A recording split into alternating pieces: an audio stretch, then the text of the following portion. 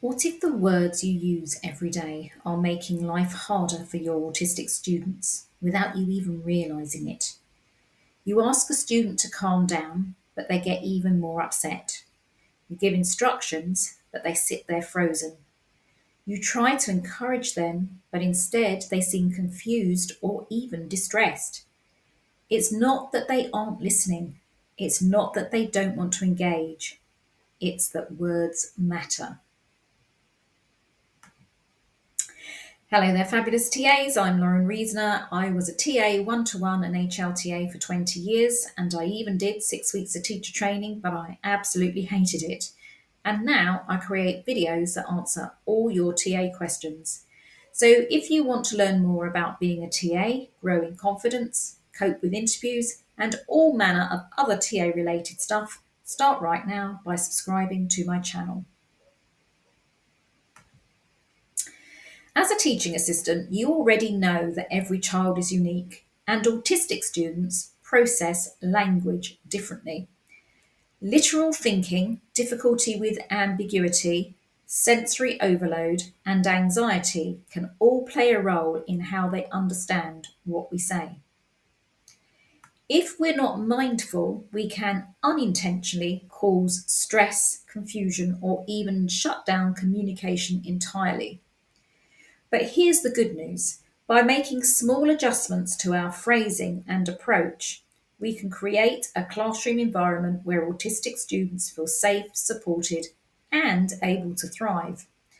Let's dive into some tricky situations you might face and how to handle them in a way that works for your students, not against them. Situation 1, giving multiple instructions at once. What not to say. Get your maths book, turn to page 45 and start the first 3 questions. Oh, and don't forget to write your name at the top. We've all done that, haven't we? Multiple instructions all in the same sentence. Why this doesn't work. Many autistic students struggle with processing multiple steps at once. Too much information can feel overwhelming and lead to frustration or inaction. So, what to say instead? This is how you do it. First, get your maths book. Pause and wait for them to do it. Now turn to page 45. Pause. Great. Do the first 3 questions. And a top tip, using visual supports like a checklist or written instructions alongside verbal instructions can help autistic students follow along without feeling overwhelmed. And it will also help you because if you've got them written down, step 1, step 2, step 3, you don't have to stay there and wait for them to complete each step. Situation 2, expecting unspoken social rules to be understood. What not to say. Be polite to your friend. Why this doesn't work. Autistic students often struggle with unwritten social rules. A phrase like be polite can be too ambiguous. They might not understand exactly what they need to do. So what to say instead? Look at your friend and say thank you when they pass you something. So a top tip is instead of assuming they understand social norms, be specific about what politeness looks like in that moment. So whatever social situation they're in and they don't seem to know what to do, you have to be specific and tell them. Saying something like be polite just is too vague for them. They don't understand, what does that actually mean? That's what you have to describe to them. Situation 3, dealing with unexpected change. What not to say. We're not doing PE today, we're doing a spelling test instead. Why this doesn't work. Autistic students thrive on routine and can find changes unsettling, especially if they happen suddenly. So what to say instead? I know we usually have PE, but today we are going to do a spelling test instead. I understand this is unexpected, so let's take a minute to get ready. And a top tip, and this is even better, where possible, give advance notice of changes and use visual schedules to help students prepare and adjust. It's just about giving them time to sort of readjust what they thought they were going to do today into the new situation. Situation 4, correcting behaviour in a way that feels too harsh. What not to say. Stop rocking your chair, it's dangerous. Why this doesn't work. Many autistic students self-soothe through movement, like rocking, tapping, or fidgeting. If we focus purely on stopping the behaviour, we might be removing a coping mechanism without providing an alternative. So, what to say instead? I see you're rocking. Do you need a break? And a top tip, instead of just stopping behaviour, offer alternatives like fidget tools, wobble cushions, or quiet movement breaks. And a student I worked with in year 6, he would leave the room, and I would, if I went outside just to check on him, he would be stimming. He would be standing there, just moving from foot to foot.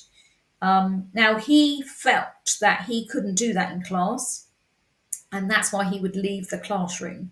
But in that situation, you might find that you're at odds with the student because you're asking them, why did you leave the classroom? What are you doing? So it's about getting to know your students, finding out what it is they need to do, and finding out why they do it.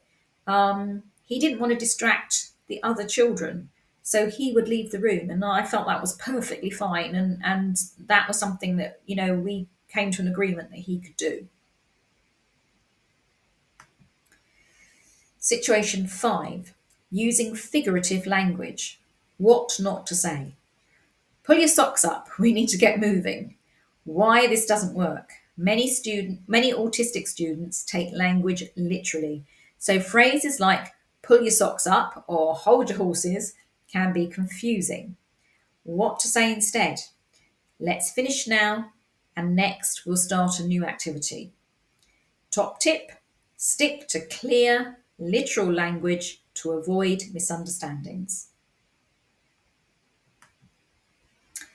In situation 6, helping with anxiety or overwhelm. What not to say. Calm down, you're fine. Why this doesn't work. Dismissing emotions can make an autistic student feel unheard or even more overwhelmed. So what to say instead? I can see this is hard for you. Would you like to take a break or have some quiet time? And a top tip, acknowledge their feelings and offer structured choices to help them regain a sense of control. When we take the time to adjust our language, we're not just making life easier for autistic students, we're helping them to feel safe, they know what to expect, understood, they don't feel confused or overwhelmed, respected, their needs are being acknowledged and met.